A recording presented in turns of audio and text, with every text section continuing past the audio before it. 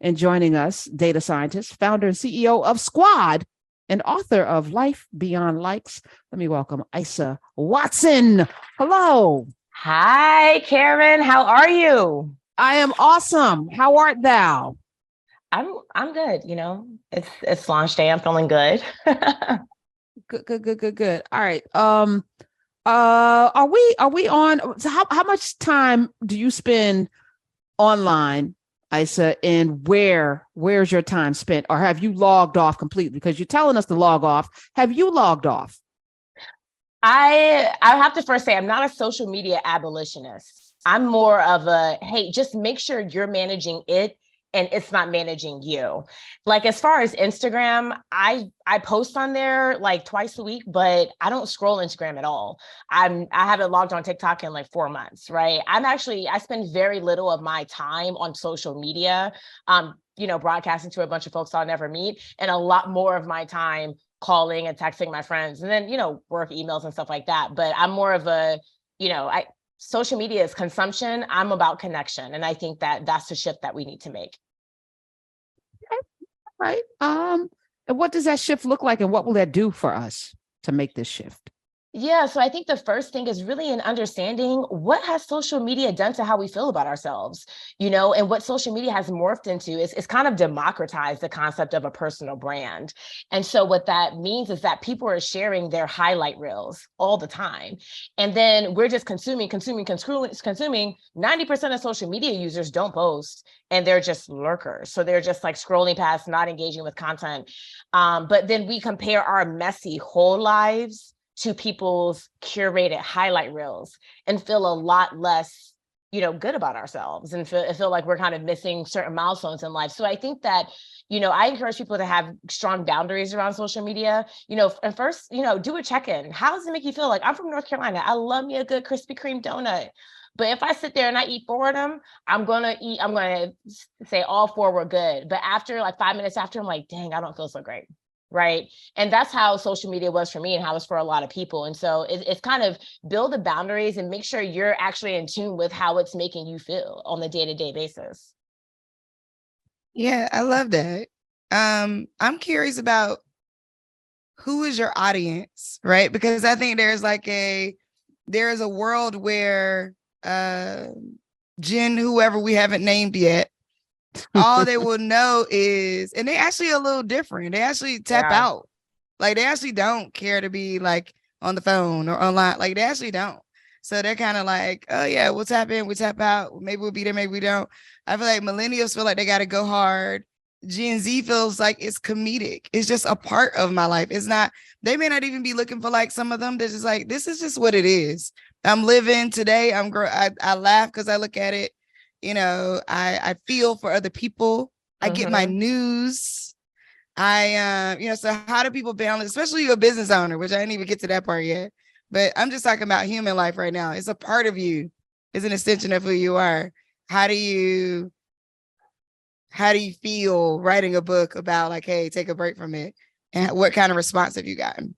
Well, I'm not necessarily saying take a break from it. I'm saying to make sure that you are navigating it in a way that serves you, right? And I think that we've built up so many passive habits. We literally will lay on our bed, like right before we go to bed, like just scroll until we fall asleep. We wake up, let's see what's happened, scroll. And to your point about Jen, who hasn't been named yet, there was a UPenn study 2 years ago that showed that there's unprecedented levels of anxiety in adolescents, the average age was 12, because they have unrealistic expectations about what they should achieve, what they should own, and what they should look like. And so I do think that it's impacting this generation, but it's more than just the consumption and the curated highlight reels. It's also about the fact that they've kind of replaced the concept of scrolling with genuine friendship. And when you think about like what is fundamental to human needs, Maslow's hierarchy of needs dictates that belonging and connection is core to our human, experience. And when you're kind of getting sucked into this consumption platform, but conflating it with friendship and actually not really investing in real friendship, that's that's where a lot of the issues come in, according to that generation. And we, as Squad, we actually work with the New York City Department of Education. And, we have a lot of students actually on our app, using our app to help facilitate friendship. So it's not just, the social media component, it's kind of the passive habits that we built around it and how we think it's replaced real life connection when it hasn't. Mm. We're talking with Isa Watson. She's a data scientist as well as the author of Life Beyond Likes. She's also a businesswoman, as is Omi. And venture capital, we were talking before you came in, Isa, about, because Omi is going to be before Congress tomorrow to tout loosening the reins on who can invest, which I'm all for. Like, we should be able to get in this game. But Black entrepreneurs, venture capital for us, and you posted this on your Twitter space, has plummeted 45% since the summer, the guilt of George Floyd. And I knew the window, I said this, I was like, this George Floyd guilt money is going to close up. The window's going to close because folk feel like, oh, is it all right? Y'all calm now. Okay, let's draw back the water. let's keep our money in our pockets. We've given it all away now, and you get no more. So for people starting businesses right now, and this is for both of you, and I'm glad Omi's doing what she's doing, because this is one of the solutions. Where do people get money, and do we need as much money as we think we need? I mean, I'm gonna toss it. Is Isa? I want to make sure I'm pronouncing it correctly. Isa. Okay, got it. I don't like getting people's name wrong because pet peeve. So you just heard me pronounce it 3 times. I know. I want to get right. Up. I mean, I do butcher people's names, but I actually looked this up. But I saw it there. And you from North Carolina? What part of North Carolina? Chapel Hill. Okay, I'm from Durham, born and raised. Okay, Bull City. Yes, you already know. Okay, so so your app was bought by Twitter? No, that's a different Squad. Yeah. Okay. Yeah. Okay, got it. What was your early stage raising capital journey like with building the app? I think what I'm speaking to is the need to diversify the investment pool, and by expanding the accredited investor definition. So I'm interested in what your journey was like, raising capital. Definitely difficult, right? And it's funny because I thought that, like, oh, I went to MIT. Oh, I have degrees in math. Oh, I have the things that all the people who write the checks say they want. And then I still had 300 doors slammed in my face before I could really get my first check cut.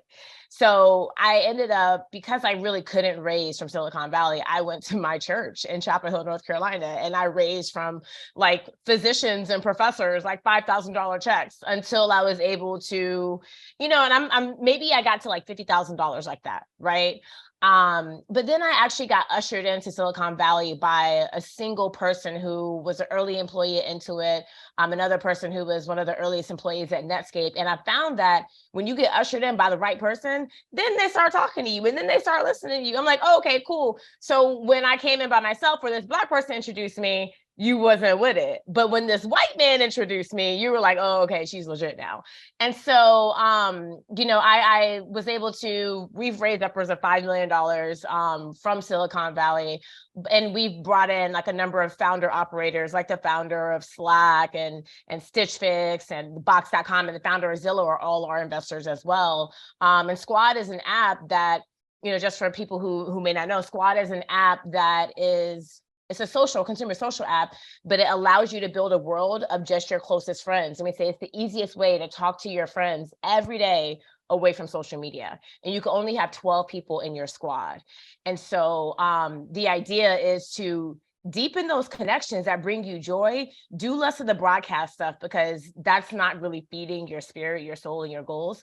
But the fundraising journey was exceptionally hard. And I checked all the boxes that they said they wanted and more. And I still had, like I said, I had about 300 doors slammed in my face before anyone took me seriously over there.